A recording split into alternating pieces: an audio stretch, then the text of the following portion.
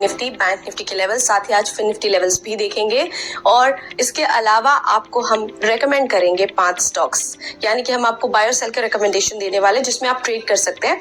साथ ही कुछ important stock से रिलेटेड न्यूज एंड अपडेट्स भी हम देखेंगे इस वीडियो में। लेकिन आगे बढ़ने से पहले जिन व्यूअर्स ने अभी तक हमारे चैनल को सब्सक्राइब नहीं किया है वो जरूर सब्सक्राइब कर लें।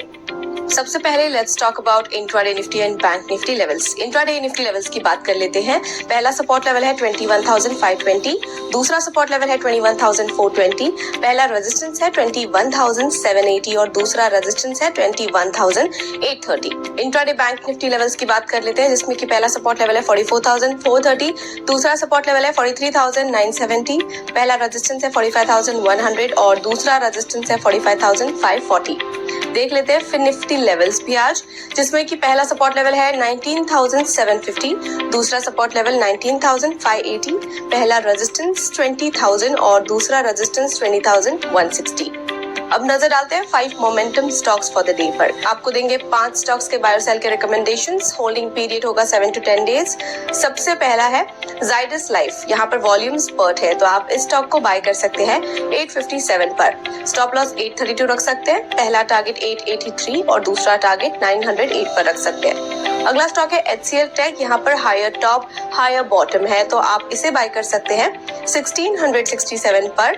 स्टॉप लॉस 1634 रख सकते हैं, पहला टारगेट 1700 और दूसरा टारगेट 1735। अगला रिकमेंडेशन है नजारा, यहाँ पर ये नियर टू सपोर्ट है तो बाय कर सकते हैं 867 पर। स्टॉप लॉस 840 रख सकते हैं, पहला टारगेट 893 और दूसरा टारगेट 920।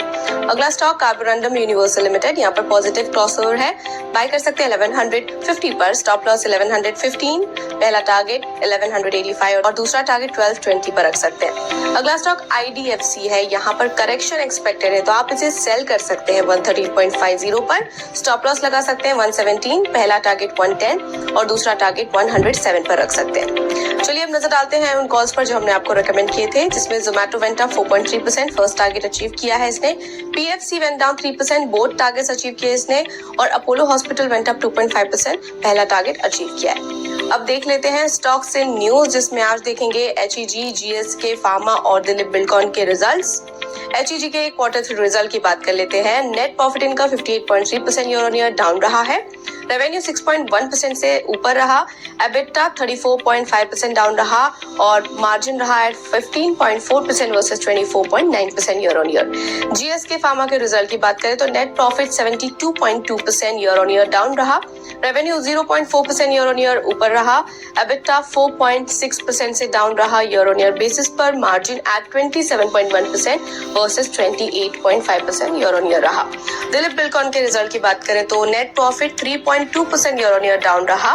रेवेन्यू 23.9% ज्यादा रहा as compare to last quarter. EBITDA at ₹377 crore versus ₹157.2 crore year on year and margin at 13.1% versus 6.8% year on year. अभी के लिए इतना ही, कल मिलते हैं सेम टॉक्स के साथ। तब तक के लिए हमारे चैनल के साथ जरूर बने रहें और अगर आपको ये वीडियो पसंद आया है तो लाइक और शेयर जरूर करें। हमारे चैनल को सब्सक्राइब करना ना भूलें, साथ ही आपके फीडबैक सजेशंस हमें कमेंट सेक्शन में जरूर दें।